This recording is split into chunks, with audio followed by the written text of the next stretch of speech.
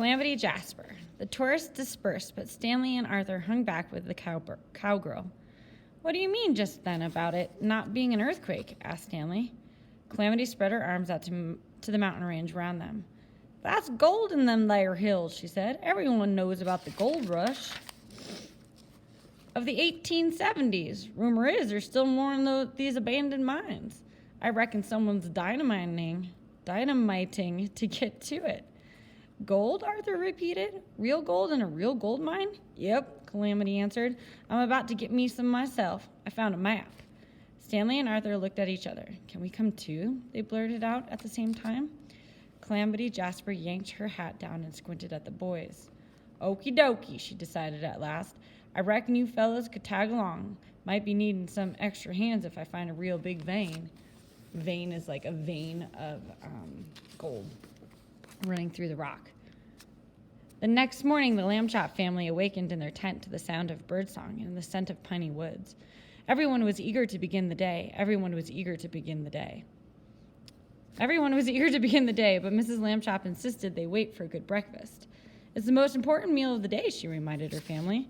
She was such a skillful cook that she made an excellent breakfast over the little campfire using only the tinned and dried provisions they had packed. The Lamb Chops ate with the hearty appetites brought on by outdoor living, and then they tidied the campsite. Just as the sleeping bags were being rolled up, a rustling of the tent flap caught their attention. Calamity Jasper strode inside. Time for all the youngins to report to powwow, she announced to Mr. and Mrs. Lamb Chop. She winked at Stanley and Arthur. Did you hear that, George? Exclaimed Mrs. Lamb Chop. What a wonderful tour. So much for the boys to do. Can we go? Asked Arthur and Stanley, excited. It's May we go, dears, Mrs. Lamb Chop corrected her sons. We are not on a vacation from proper speech. Then she sent a questioning look to her husband. Sounds like a fine plan to me, Mr. Lamb Chop said. But the boys eagerly followed Calamity Jasper to her horse. This year's Gold Rush, my trusty steed, she said, patting a beautiful palomino. Arthur, you can ride up on the saddle behind me, and you, she eyed Stanley. I'll roll you like a blanket and tie you on behind, right here under the cantle. That all right with you, Buckaroo? Oh, sure, said Stanley. I am very limber. He showed her how he could bend and fold himself about, although normally he was much more modest about his abilities. Me too, Arthur chimed in. I am very limber too. And he did a couple of somersaults in front of the cowgirl. Also, I'm very good at holding on, Stanley said. Remember yesterday how I held on to Lincoln's face? Arthur stepped in front of his brother, holding out his lasso and his harmonica. Also, he said, I have a lot of authentic cowboy gear. Time's a-wasting, Calamity said, shaking her head at the boys.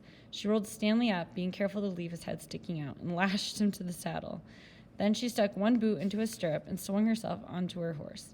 Last, she pulled Arthur up behind her. Giddy up, she called to Gold Rush, and they were off.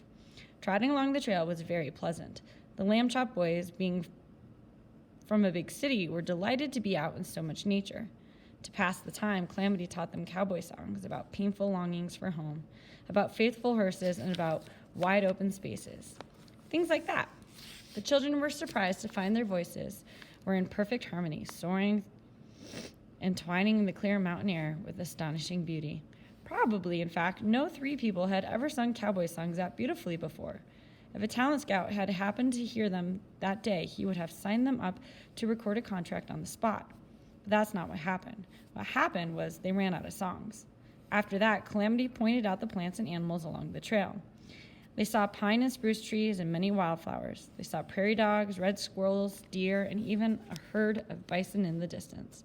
Mountain lions are native here, too, Calamity said. And look, said Stanley, mountain goats. They're not native, though, Calamity Jasper told the boys. In 1924, Canada gave Custer State Park 6 goats. They escaped their pen and began to live in the wild.